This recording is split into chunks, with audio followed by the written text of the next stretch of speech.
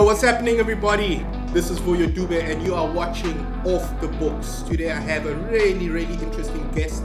He is a legend in South African hip hop. You know him, and I know him as the Grandmaster DJ Ready D.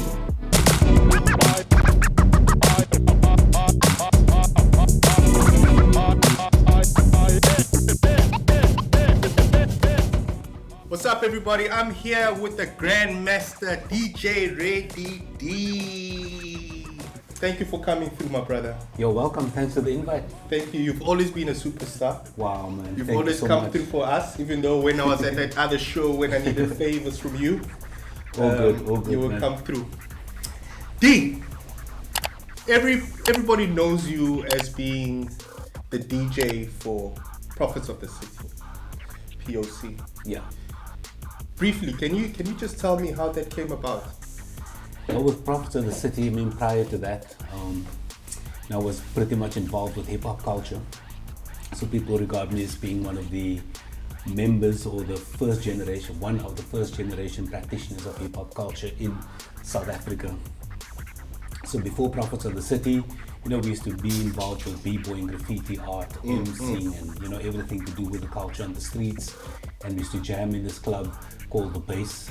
Prior to that, in 85, 86, it was known as Club Teasers, but not the strip joint. Yeah. It wasn't a strip joint. Sure. But anyway, to cut a long story short, that venue shut down. Then the venue moved to 88 Short Market Street, The Base, and I would say the culture just blew up from that particular venue right there.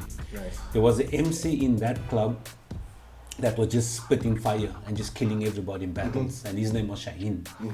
A mutual friend of ours introduced me to Shaheen because I heard that his dad had a recording studio. Yeah. So I got my Cape Flats hustle on because Yeah. I wanted to get into the studio. I wanted to become the first official hip hop ghetto superstar. Yeah. That was my motivation. And Shaheen needed to be convinced that this guy that's DJing in the booth where people can't see the decks, he's really scratching. Because Yeah. he needed to be convinced because he was, of course, this hardcore, freaking battling head.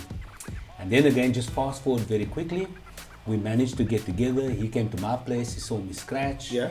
I managed to persuade him to chat to his dad. They then said send the demo. That's Yeah. right. At that point, thankfully, I won my first South African DMC DJ championships as well. So that Nice. kind of sweetened the deal, if you want to call it that, because now we got this champion. Nice. The demo sounds interesting. Let's get the guy into the studio. Yeah. And that's practically how Prophets of the City came to be. And at that time, we didn't even know what to call the group yet. Yeah.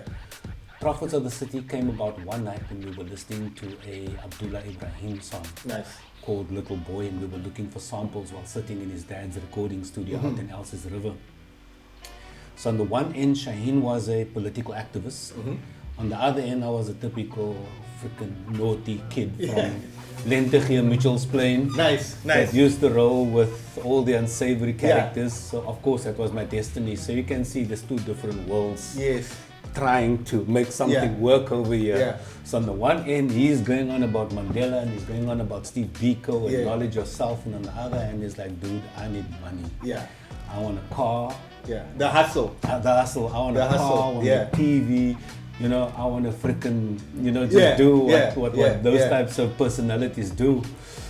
But in this moment, sitting in this recording studio, he flipped on Abdullah Ibrahim's song called Little Boy. Yeah. At that stage, I didn't understand the music. Yeah. I didn't know, I didn't care about. I didn't know Mandela. I didn't care about Mandela. I didn't care about Steve Biko, what was going on, because of course my state of mind at the time. Yeah, your was mentality was on a different place. 100%. Yeah. As that song dropped, I actually wrote my very first political and social conscious verse ever in my whole life. Oh, nice.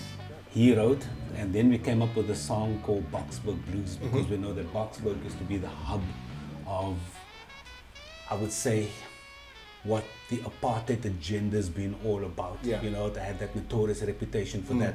I didn't even know where Boksburg was. Yeah. But for some reason, something just came through me via the pen onto that page, and I wrote. I was like, holy Lord, what's going on over here? It was, I think, if I sit now and I think back, it could have been something probably spiritual that Yeah. I had no control over. And I was sitting and kind of taking, a third person view at what happened in the moment. And at that point, I was like, I think we should form a crew called Prophets of the City, man. Not because we want to come across as prophets of the city, but it's merely to give thanks to all of those that have come before us in the form either of a prophet or a leader who was really there for. So you the gain people. knowledge to a certain extent by listening 100%. to that sample. Yes. Something came to you. And it's an instrumental song. Yeah, There's no vocals in Yeah. it, and it's a sound that I've never heard before. Although it's always been a part of our music landscape and our history and our heritage, but I was influenced by other things and other people and whatever the case may be.